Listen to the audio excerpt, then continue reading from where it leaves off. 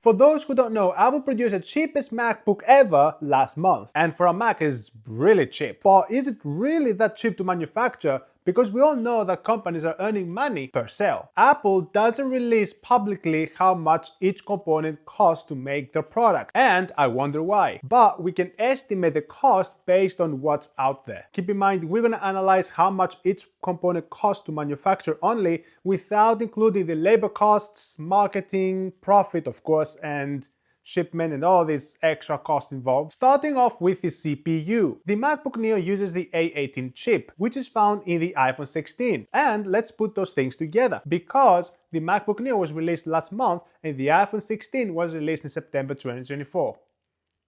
Yeah, the A18 chip is estimated to cost about $45 to produce. But does Apple spend $45 for every MacBook Neo unit production? Absolutely not, because as Apple has stated, they're using leftover A18 chip materials to produce the MacBook Neo. Did you guess where these $45 are going? Definitely not to you. The display was much harder to find. However, self-service repair shops let you purchase a display replacement for the MacBook Neo for $307.12. But of course, this is not the cost of manufacturing it. Because of all the shipment, tariffs, and all these things going on right now, the cost is much lower producing it. According to analysts, the display should cost about $65, give and take maybe $5 or $10. This is significantly cheaper than a typical MacBook display because it's a cheaper display. The chassis, the metallic body or the aluminum body or whatever you want to call it, the metallic thing that covers up the whole laptop to make it not look like a skeleton, is much harder to calculate. This is because Apple uses 90% of recycled materials to produce the aluminum body, significantly reducing the cost. According to today's prices, the aluminum cost to produce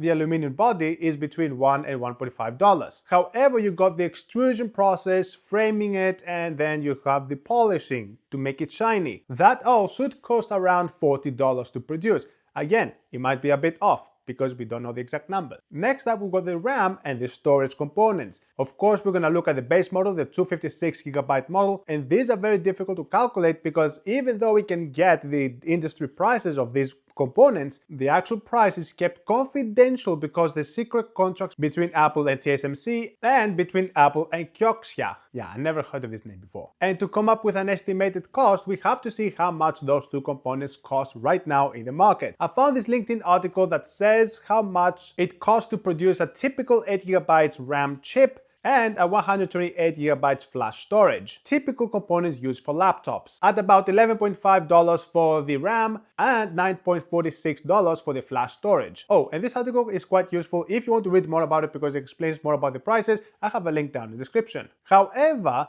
the MacBook Neo uses the LPDDR5X 8GB RAM and a 256GB flash storage. And because these components are different and shouldered on the logic board of the MacBook Neo, they're significantly more expensive than the prices mentioned earlier to produce. And we all know, thanks to this beautiful technology called AI, prices have skyrocketed for both RAM and storage, especially for RAM, where they skyrocketed by 400% since last year. And Apple is quite smart because they stockpiled with RAM and storage components before the price hikes, so they're pretty safe. And they're using the price of how much the component cost that time to come up with the final cost. And that puts them ahead and managed to not increase the prices for the product compared to other competitors. I have more information about this on this video right here, where I talk more about how prices of phones and computers are expected to go in the near future. Even though this information is very difficult to find, I did find one article that estimates the price of an LPDDR5X RAM, same as the other RAM components increased by 400% since last year, costs about $70 to produce. You do the math and the 8GB model should cost about $52.5.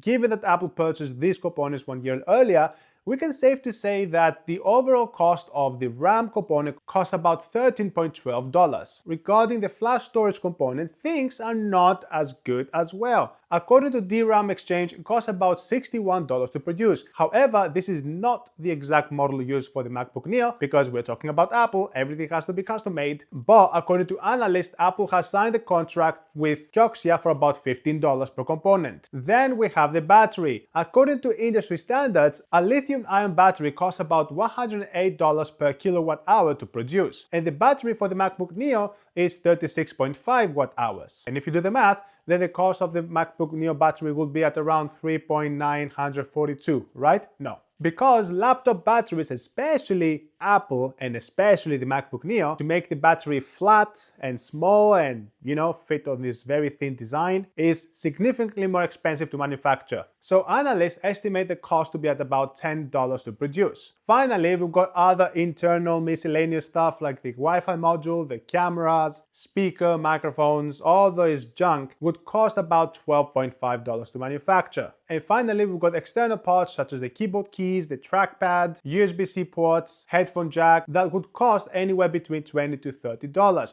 So let's go with a sweet spot of $25. Summing all those components together, we should get at a final price of $225.62 to manufacture the world's cheapest MacBook.